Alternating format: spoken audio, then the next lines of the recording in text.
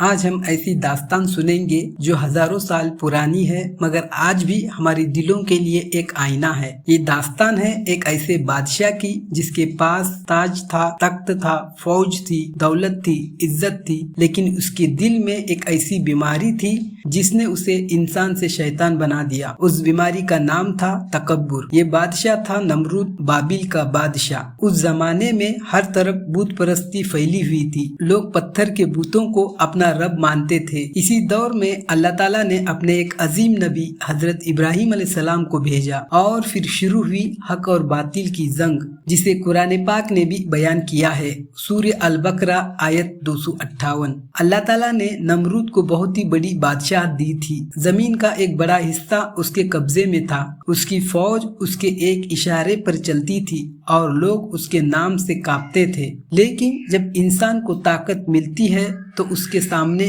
دو راستے ہوتے ہیں، یا تو وہ اپنے رب کا شکر ادا کرے یا پھر اپنے گھمنڈ میں اپنے ہی رب کو بھول جائے۔ نمرود نے دوسرا راستہ چنا۔ اس کا غرور اتنا بڑھ گیا کہ اس نے خود کو ہی خدا کہنا شروع کر دیا۔ سوچئے، جس انسان کو بادشاہت بھی اللہ نے دی وہی اپنے رب کا انکار کرنے لگا۔ یہی تکبر ہے اور یہی ہر انسان کے لیے سب سے بڑا امتحان بھی۔ لیکن اللہ نے اپنے بندوں کو بنا دلیل دیے نہیں چھوڑتا، اس لیے اس نے اپنے نبی حضرت ابراہیم علیہ السلام کو نمرود کے سامنے بھیجا۔ اب آگے کیا ہوا؟ جب ایک طرف دنیا کا سب سے طاقتور بادشاہ تھا اور دوسری طرف اللہ کا ایک نبی، یہی سے شروع ہوتا ہے اس کہانی کا سب سے اہم مکالمہ۔ جب حضرت ابراہیم علیہ السلام نمرود کے دربار میں پہنچے تو انہوں نے پورے اطمینان کے ساتھ توحید کی دعوت پیش کی۔ انہوں نے فرمایا، میرا رب وہ ہے جو زندگی دیتا ہے اور موت دیتا ہے۔ یہ سنتے ہی نمرود مسکرایا۔ اسے لگا جیسے وہ اس دلیل کا جواب دے سکتا ہے۔ اس نے گھمنڈ سے کہا،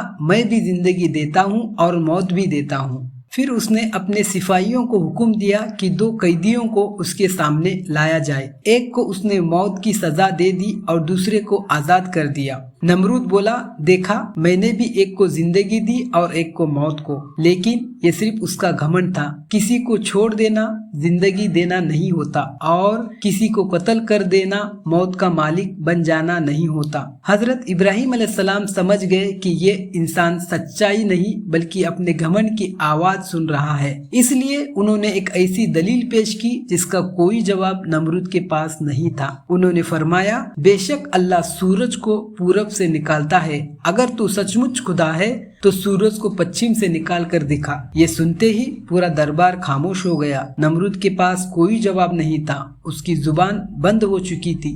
قرآن ہمیں بتاتا ہے کہ وہ دنگ رہ گیا اور اللہ ظالموں کو ہدایت نہیں دیتا، لیکن افسوس دلیل ہار گئی نہیں تھی۔ ہار تو نمرود گیا تھا، پھر بھی اس کا گھمنڈ نہیں ٹوٹا۔ یاد رکھیے، جب تکبر دل میں گھر کر لیتا ہے تو انسان سچ کو اپنی آنکھوں سے دیکھ کر بھی ماننے کے لیے تیار نہیں ہوتا، اور یہی نمرود کے ساتھ ہوا۔ جب دلیل سے جیتنا ممکن نہیں رہا تو اس نے طاقت کا راستہ چنا۔ اس نے حکم دیا، ابراہیم کو آگ میں پھینک دو۔ جب نمرود دلیل سے ہار گیا تو اس نے وہی کیا جو اکثر ظالم حکمران کرتے ہیں۔ جب بات سے جیت نہ ہو سکے تو طاقت کا سہارا لیا جاتا ہے۔ اس نے حکم دیا کہ ایک بہت بڑی آگ جلائی جائے اور حضرت ابراہیم علیہ السلام کو اس میں پھینک دیا جائے۔ روایت میں آتا ہے کہ اس آگ کے لیے اتنی لکڑیاں جمع کی گئی کہ اس کے شعلے آسمان تک دکھائی دیتے تھے۔ آگ اتنی بھڑک چکی تھی کہ کوئی انسان اس کے پاس تک جانے کی ہمت نہیں کر سکتا تھا، اس لیے لوگوں نے ایک مجنک تیار کی۔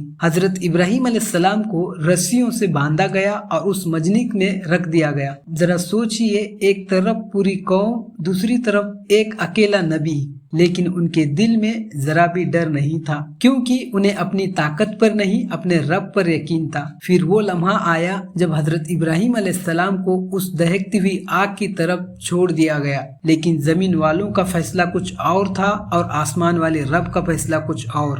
اسی وقت اللہ نے آگ کو حکم دیا، اے آگ، ابراہیم پر ٹھنڈی اور سلامتی والی ہو جا۔ بس اللہ کا حکم ہوا اور آگ آگ نہ رہی۔ اس کی گرمی ختم نہیں ہوئی لیکن اس کا نقصان ختم ہو گیا۔ یہی اللہ کی قدرت ہے، وہ جسے چاہے آگ کے اندر بھی محفوظ رکھ سکتا ہے۔ जब लोगों ने देखा कि हजरत इब्राहिम अलैहिस्सलाम आग के बीच में बिल्कुल सलामत खड़े हैं तो हर कोई हैरान रह गया। न उनका एक बाल जला, न उनके कपड़ों को कोई नुकसान पहुंचा। ये अल्लाह की तरफ से एक खुली हुई निशानी थी। लेकिन जिस दिल पर तकब्बुर का ताला लग जाए वो मोजज़ा देखकर भी ईमान नहीं लाता। नमरूद ने ये सब अपनी आंखों से देखा, फिर भी उसने सच को कबूल नहीं किया। यही तकब्बुर की सबसे खतरनाक सजा है। यहीं से हमें इस कहानी का सबसे बड़ा सबक मिलता है। नमरूद के पास ताज था, तख्त था, फौज थी, दौलत थी, लेकिन जब अल्लाह का फैसला आया तो उसकी सारी ताकत बेकार हो गई। कई तफसीरों और रिवायत में आता है कि अल्लाह ने उसके अंजाम के लिए किसी बड़ी फौज को नहीं भेजा बल्कि एक छोटा सा मच्छर। रिवायत के मुताबिक वही मच्छर नमरूद के नाक के रास्ते उसके सिर में दाखिल हुआ। फिर वही छोटा सा मच्छर उसके लिए ऐसी तकलीफ का सबब बना कि वो तड़पता रहा। जरा सोचिए,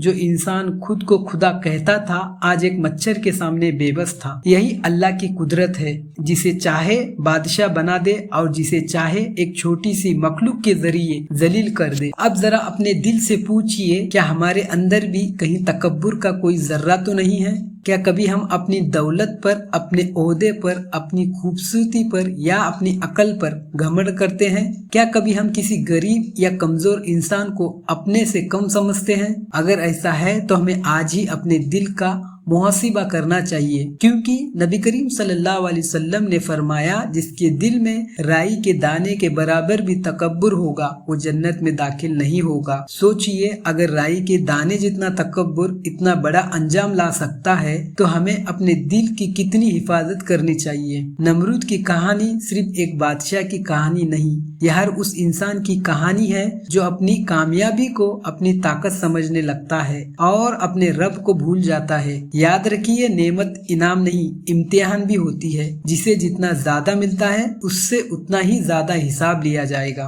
आइए अल्लाह से दुआ करते हैं, ऐ अल्लाह हमारे दिलों को तकब्बुर और गुरूर से पाक फरमा। हमें हर नेमत पर तेरा शुक्र अदा करने वाला बना। हमें हजरत इब्राहिम अलैहिस्सलाम की तरह हक पर डटे रहने की तौफीक अता फरमा और हमें हर उस सोच से बचा जो हमें दूसरों से बड़ा समझने पर मजबूर कर दे। आमीन या रब्बुल आलमीन। अगर आपको यह वीडियो पसंद आया हो और इससे कोई सीख मिली हो तो वीडियो को लाइक करें और अपने दोस्तों तक जरूर पहुंचाएं। और इस्लामी तारीख की ऐसी ही दिलचस्प और सबब आमोज कहानियां सुनने के लिए नूर फजाइल चैनल को सब्सक्राइब करना न भूलें। जज़ाकल्लाहु खैरन।